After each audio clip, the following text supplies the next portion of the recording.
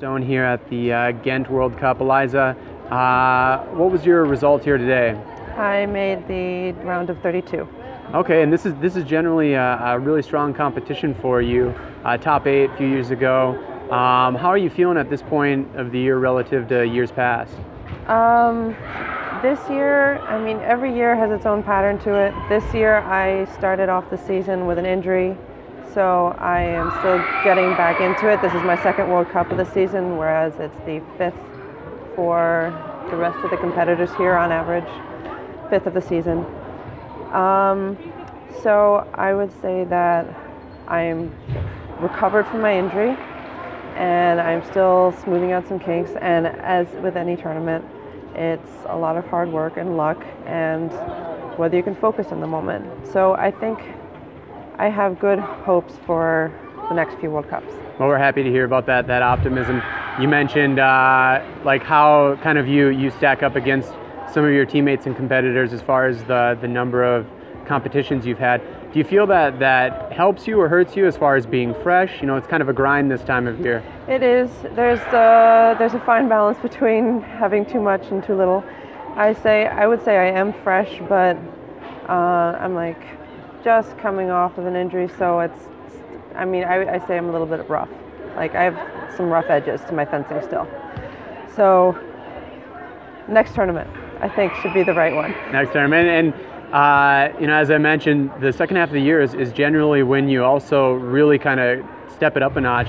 Last year you picked up a ton of points in the second half of the year. Right now we hear the positivity. How do you manage to kind of turn it around in the second part of the season? I think it's a lot to do with just the more tournaments you have, the more you're comfortable on the strip. I think by the time you reach the second half of the season, it's like you've been competing every week, every other week, or in camps the entire time for, 4 months, 5 months straight. So it's becoming second nature to be up on the strip competing. It's much more relaxed. So I think it makes sense to just have better results after that. And you know, I mentioned the grind. Do you feel as the season goes on that you're getting stronger and crisper in your actions, or are you feeling that same fatigue some of your competitors are feeling? I think I am feeling stronger as the season goes on, definitely. I can't tell how much of that is because I'm becoming more comfortable with the competing, or because I am coming from not competing and sort of not having the timing right, and then now figuring things out again.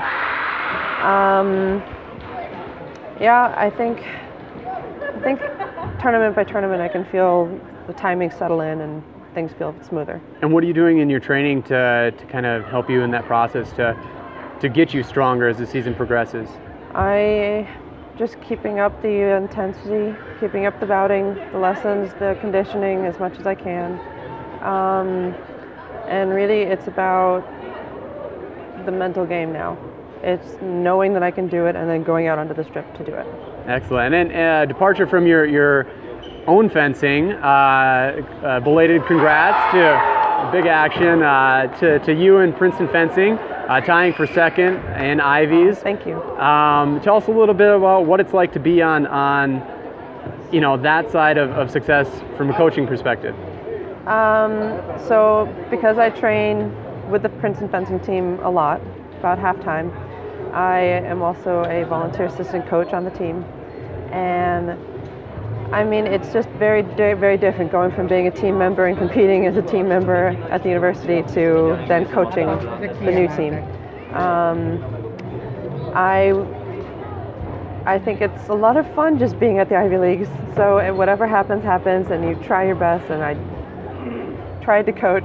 Don't know how good I am, but it was fun. Oh, excellent. It's obviously impacting the team. So we wish you the best and Princeton the best as well as they push closer to nationals. So thank you very much. Thank you, Eliza.